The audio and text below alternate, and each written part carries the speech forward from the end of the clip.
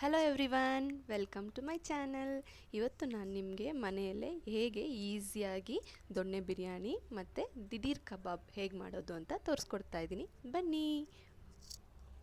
ಮೊದಲಿಗೆ ನಾವು ಎರಡು ಥರ ಖಾರ ರುಬ್ಕೋಬೇಕು. ಅದಕ್ಕೆ ಫಸ್ಟು ಬೆಳ್ಳುಳ್ಳಿ, ಹಸಿಮೆಣಸಿನ್ಕಾಯಿ, ಶುಂಠಿ, ಕಾಳುಮೆಣಸು, ಲವಂಗ, ಚಕ್ಕೆ, ಏಲಕ್ಕಿ, ಹಾಗೆ 2 ಮೀಡಿಯಮ್ ಸೈಜ್ ಆದ ಈರುಳ್ಳಿ ತಗೊಳ್ಳಿ. ಇವಾಗ ಒಂದು ಪ್ಯಾನ್ಗೆ 2 ಸ್ಪೂನ್ ಆಗೋಷ್ಟು ಎಣ್ಣೆ ಹಾಕ್ಕೊಳ್ಳೋಣ. ಇವಾಗ ನಾನು ತೋರಿಸಿರೋ ಮಸಾಲೆ ಐಟಮ್ಸ್ ಎಲ್ಲನೂ ಒಂದೊಂದೇ ಹಾಕ್ಕೊಂಡು ಹುರ್ಕೊಳ್ಳೋಣ. ಮೊದಲಿಗೆ 1 ಇಂಚ್ ಆಗೋಷ್ಟು ಚಕ್ಕೆ, ಒಂದು 3ರಿಂದ 4 ಲವಂಗ, ಒಂದು 3 ಏಲಕ್ಕಿ ಹಾಕ್ಕೊಂಡು ಫ್ರೈ ಮಾಡ್ಕೊಳ್ತಾ ಬರೋಣ. ಅದು ಸ್ವಲ್ಪ ಅದು ಅರೋಮಾ ಕೊಡುತ್ತೆ. ಹಾಗೆ ಸ್ವಲ್ಪ ಕಾಳುಮೆಣಸು ಇದೆಲ್ಲ ಹಾಕ್ಕೊಂಡು ಫಸ್ಟು ಫ್ರೈ ಮಾಡ್ಕೊಳ್ಳೋಣ. ಅದಾದಮೇಲೆ ನಮಗೆ ಖಾರಕ್ಕೆ ಎಷ್ಟು ಬೇಕೋ ಅಷ್ಟು ಹಸಿಮೆಣಸಿನ್ಕಾಯಿ ಹಾಕ್ಕೊಳ್ಳೋಣ. ಅದು ಚೆನ್ನಾಗಿ ಫ್ರೈ ಆಗಬೇಕು. ಹಸಿಮೆಣಸಿನ್ಕಾಯಿನಲ್ಲಿರೋ ನೀರಿನ ಅಂಶ ಎಲ್ಲ ಹೋದರೆ ನಿಮಗೆ ಟೇಸ್ಟ್ ಚೆನ್ನಾಗಿರುತ್ತೆ. ಸ್ವಲ್ಪ ಅದು ಫ್ರೈ ಆಗಲಿ. ಅದಾದಮೇಲೆ ಶುಂಠಿ ಹಾಕ್ಕೊಳ್ತಾ ಇದ್ದೀವಿ.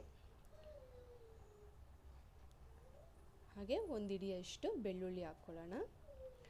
ಬೆಳ್ಳುಳ್ಳಿ ನೀವು ಎಷ್ಟು ತೊಗೊಳ್ತೀರೋ ಅದಕ್ಕೆ ಸ್ವಲ್ಪ ಪ್ರಮಾಣ ಕಮ್ಮಿಯಾಗಿ ಶುಂಠಿ ತೊಗೋಬೇಕಾಗುತ್ತೆ. ಹಾಗೆ 2 ಮೀಡಿಯಮ್ ಸೈಜು ಈರುಳ್ಳಿ ಹಾಕ್ಕೊಂಡಿದ್ದೀನಿ. ಇದೆಲ್ಲ ಚೆನ್ನಾಗಿ ಹುರ್ಕೋಬೇಕು. ಇದು ಫುಲ್ಲು ಅದರದ್ದು ಹಸಿ ವಾಸನೆ ಫುಲ್ಲು ಹೋಗಬೇಕು. ಆಗ ನಮಗೆ ಬಿರಿಯಾನಿದು ಟೇಸ್ಟು ತುಂಬ ಚೆನ್ನಾಗಿ ಬರುತ್ತೆ. ನಾವು ಒಗ್ಗರಣೆಗೆ ಯಾವುದು ಈರುಳ್ಳಿ ಬಳಸ್ತಾ ಇಲ್ಲ, ಇದರಲ್ಲೇ ಹಾಕ್ಕೊಂಡು ನಾವು ಹುರ್ಕೊಂಡು ರುಬ್ಕೊಳ್ತಾ ಇದ್ದೀವಿ. ಅದು ಫುಲ್ಲು ಚೆನ್ನಾಗಿ ಫ್ರೈ ಆದಮೇಲೆ ಒಂದು ತಟ್ಟೆಗೆ ತಗೊಳ್ಳೋಣ.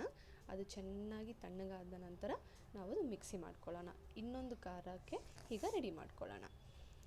ಈಗ ಮೊದಲಿಗೆ ಸ್ವಲ್ಪ ಮೆಂತ್ಯ ಸೊಪ್ಪು, ಸ್ವಲ್ಪ ಕೊತ್ತಂಬರಿ ಸೊಪ್ಪು, ಸ್ವಲ್ಪ ಪುದೀನ ಸೊಪ್ಪು ತಗೊಳ್ಳೋಣ.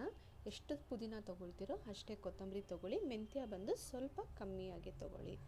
ಈಗ ಇದೆಲ್ಲನೂ ಫ್ರೈ ಮಾಡ್ಕೊಳ್ಳೋಣ ನಾವೀಗ. ಮತ್ತು ಪ್ಯಾನಲ್ಲಿ 2 ಸ್ಪೂನಷ್ಟು ಎಣ್ಣೆ ಹಾಕ್ಕೊಂಡು ಅದರಲ್ಲಿ ಮೊದಲಿಗೆ ಫಸ್ಟು ಪುದೀನಾನ ನಾವು ಫ್ರೈ ಮಾಡ್ಕೊಳ್ಳೋಣ. ಪುದೀನ ಅದರಲ್ಲಿರೋ ನೀರಿನ ಅಂಶ ಬಂದು ಹೋಗಬೇಕು. ಚೆನ್ನಾಗಿ ಅದು ಫ್ರೈ ಆಗಲಿ. ಇದು ಎಷ್ಟು ನಾವು ನೀಟಾಗಿ ಫ್ರೈ ಮಾಡ್ಕೊಳ್ತೀವೋ ಅಷ್ಟೇ ರುಚಿಯಾಗಿ ಬರುತ್ತೆ. ತುಂಬಾ ಚೆನ್ನಾಗಿರುತ್ತೆ. ಈಸಿಯಾಗಿ ಮಾಡ್ಕೊಬೋದು ಮನೇಲೆ. ಈಗ ಅದು ಫ್ರೈ ಆಗಿದೆ ಪುದೀನ. ನಾವು ನೆಕ್ಸ್ಟ್ ಅದಕ್ಕೆ ಮೆಂತ್ಯ ಸೊಪ್ಪನ್ನ ಆ್ಯಡ್ ಮಾಡ್ಕೊಳ್ಳೋಣ. ಇದು ಸ್ವಲ್ಪ ಟೈಮ್ ತೊಗೊಳುತ್ತೆ ಪುದೀನ. ಆಮೇಲೆ ಮೆಂತ್ಯ ಸೊಪ್ಪೀಗ ಆ್ಯಡ್ ಮಾಡ್ಕೊಳ್ಳೋಣ. ಇದು ಬೇಗನೆ ಫ್ರೈ ಆಗಿಬಿಡುತ್ತೆ. ಮೆಂತ್ಯ ಸೊಪ್ಪು ತುಂಬ ಏನು ಫ್ರೈ ಮಾಡಬೇಕು ಅಂತಿಲ್ಲ. ಪುದೀನ ಮಾತ್ರ ಸ್ವಲ್ಪ ನೀಟಾಗಿ ಫ್ರೈ ಮಾಡ್ಕೊಳ್ಳಿ. ಇದು ಮೆಂತ್ಯ ಸ್ವಲ್ಪ ಫ್ರೈ ಮಾಡಿದ್ರೂ ಸಾಕು. ಅದು ಸುಂಡ್ರೋಗುತ್ತಲ್ಲ, ಆಗ ಅದಾಗಿದೆ ಅಂತ ಅರ್ಥ. ಈಗ ಅದಾದಮೇಲೆ ಕೊತ್ತಂಬರಿ ಸೊಪ್ಪನ್ನ ನಾವು ಸೇರಿಸ್ಕೊಳ್ಳೋಣ. ಕೊತ್ತಂಬರಿ ಸೊಪ್ಪನ್ನು ಅಷ್ಟೇ ತುಂಬ ಫ್ರೈ ಮಾಡಬೇಕು ಅಂತಿಲ್ಲ. ಅದು ಸ್ವಲ್ಪ ಅದು ಹಸಿ ವಾಸನೆ ಹೋಗಬೇಕು ಅಷ್ಟೇ. ಅದು ಹೋಗೋವರೆಗೂ ನಾವು ಫ್ರೈ ಮಾಡ್ಕೊಳ್ಳೋಣ ನೀಟಾಗಿ. ಈಗ ನೋಡಿ ಅದು ಫುಲ್ಲು ಫ್ರೈ ಆಗಿದೆ. ಅದನ್ನು ತಣ್ಣಗಾಗೋಕ್ಕೆ ಇಡೋಣ. ನೆಕ್ಸ್ಟ್ ಈಗ ಬಿರಿಯಾನಿಗೆ ರೆಡಿ ಮಾಡ್ಕೊಳ್ಳೋಣ. ಈಗ ಅದಕ್ಕೆ ಬೇಕಾಗಿರೋ ಮಸಾಲೆ ಸ್ಪೈಸಸ್ನ ನಾನಿವಾಗ ತೋರಿಸ್ತಾ ಇದ್ದೀನಿ. ನೋಡಿ, ಚಕ್ಕೆ, ಲವಂಗ, ಏಲಕ್ಕಿ, ಜಾಪತ್ರೆ, ಕಲ್ಲೂವು, ಮರಾಠಿ ಮೊಗ್ಗು, ಸ್ವಲ್ಪ ಕಸ್ತೂರಿ ಮೇಥಿ, ಬಿರಿಯಾನಿ ಎಲೆ, ಇದೆಲ್ಲ ಅದರಲ್ಲಿ ಬರುತ್ತೆ, ಹೋಲ್ ಸ್ಪೈಸಸ್ಸು. ಈಗ ಒಂದು ಕುಕ್ಕರಲ್ಲಿ 2 ಸ್ಪೂನಷ್ಟು ತುಪ್ಪ, 6ರಿಂದ 7 ಸ್ಪೂನ್ ಆಗೋಷ್ಟು ಎಣ್ಣೆ ಹಾಕ್ಕೊಳ್ಳಿ. ನಿಮ್ಮ ಮನೇಲಿ ತುಪ್ಪ ಸ್ವಲ್ಪ ಇಷ್ಟಪಡ್ತಾರೆ ಅಂದರೆ 3 to 4 ಸ್ಪೂನ್ಸ್ ಹಾಕ್ಕೊಳ್ಳಿ. ಆಗಲೇ ನಾನು ತೋರಿಸಿದ್ನಲ್ಲ ಆ ಸ್ಪೈಸಸ್ ಅದೆಲ್ಲನೂ ಹಾಕ್ಕೊಳ್ಳೋಣ. ಅದರಲ್ಲಿ ಸೋಂಪು ಎಲ್ಲನೂ ಹಾಕ್ಕೋಬೇಕು.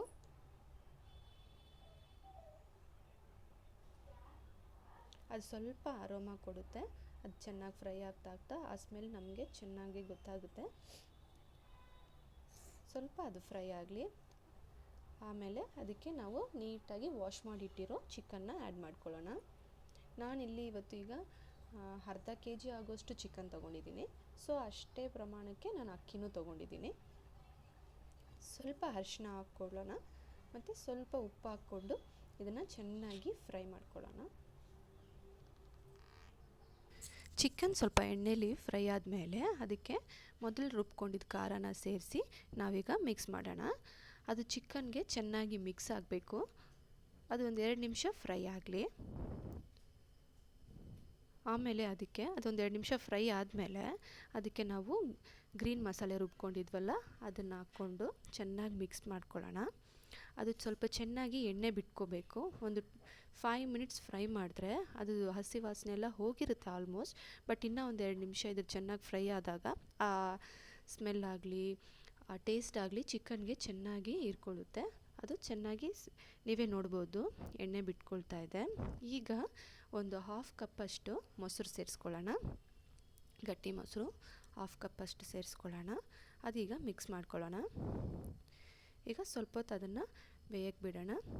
ಅದಾದಮೇಲೆ ನಮಗೆ ಎಷ್ಟು ಬೇಕೋ ಅಷ್ಟು ಅಕ್ಕಿನ ಆ್ಯಡ್ ಮಾಡ್ಕೊಳ್ಳೋಣ. ನಾನಿಲ್ಲಿ 2 ಲೋಟದಷ್ಟು ಅಕ್ಕಿನ ಸೇರಿಸ್ಕೊಳ್ತಾ ಇದ್ದೀನಿ.